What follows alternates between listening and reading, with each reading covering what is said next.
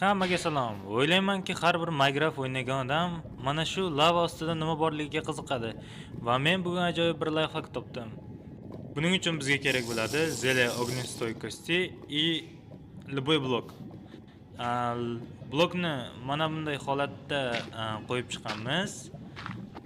O'rtaroqgacha quramiz va pastga tushib bir blok qo'yamiz. Mana shu blokning ostidan va shu blokni sindirib tashlaymiz.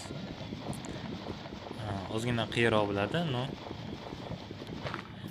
Sindirgandan keyin probelni bosib turgan holatda to'g'ri rakusga qarab olamiz. Ya'ni teparoqqa qaraymiz, pastga qarasak o'xshamaydi.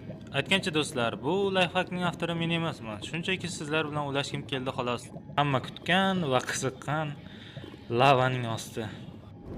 Like va podpiskani bosib qo'yishni unutmang do'stlar. Shu oyda oxirigacha 100 ta bo'laylik. E'tiboringiz uchun rahmat.